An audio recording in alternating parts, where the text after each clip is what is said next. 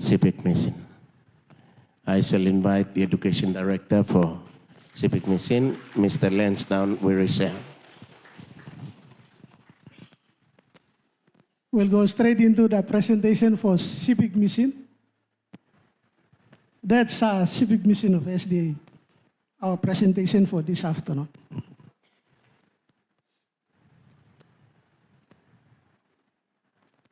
All right, Sepik Mission covers East and West Sepik and part of Manus, Wulawa.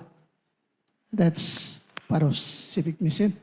In summary, we have 6 new high schools, 8 new primary schools, 1 secondary school to a standalone academy, 25 primary schools, 1 high school to be transferred from the government to SDA, and we have 1 primary to be transferred.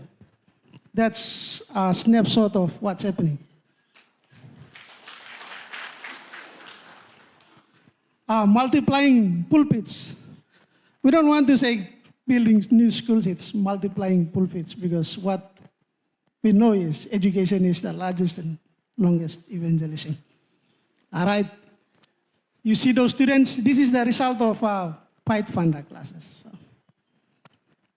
Primary schools into the future starting next year. It's 35 primary schools. We have high schools, we have 7. 1 taking on classes next year, and I think I've communicated with Dr. Eliza. Dr. Eliza has been gracious enough to give us more students, PU students, to fit in those high schools. And we have 1 secondary who is going to be an academy now, because it's got kindergarten to grade 12, all in 1 campus.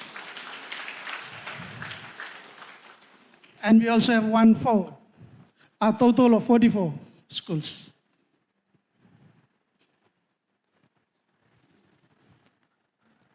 Our spotlight for this afternoon.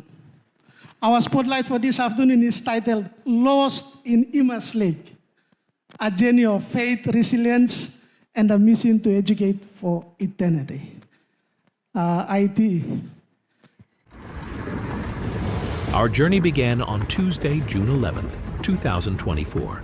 From Wewak Town, we traveled by vehicle to Kanduanam, where we boarded a boat for the long trip up the Sepik River, continuing onto the Karawari River, and finally arriving at Masandanai village.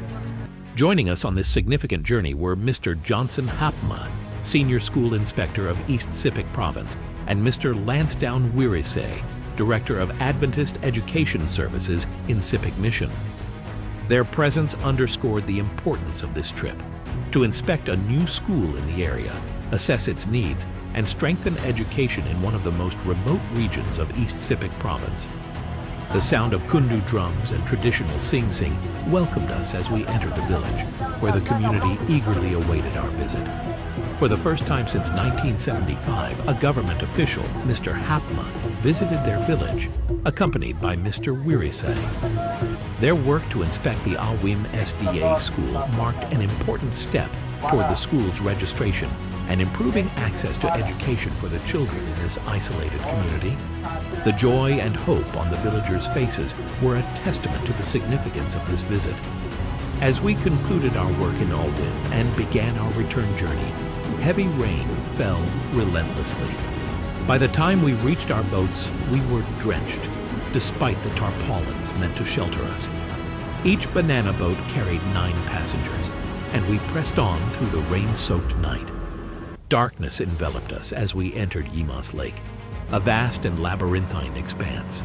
Without GPS or sufficient lighting, we soon lost our bearings, circling aimlessly as crocodiles' red eyes glinted in the shadows.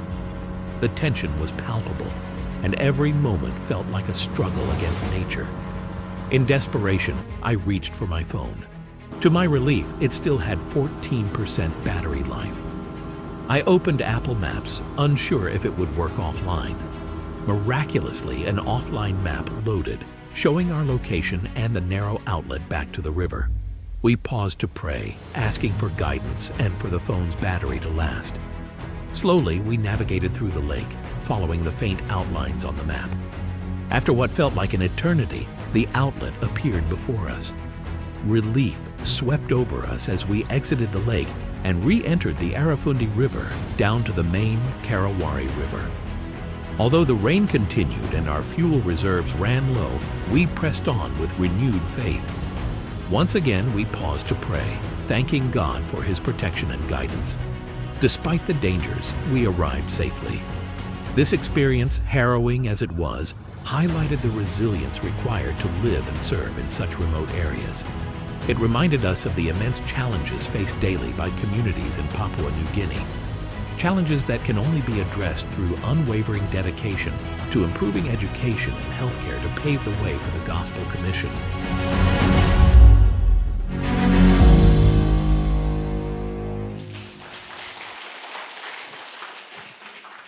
We praise God for the work He has done in all the missions, and that's for Civic Mission. Thank you for listening.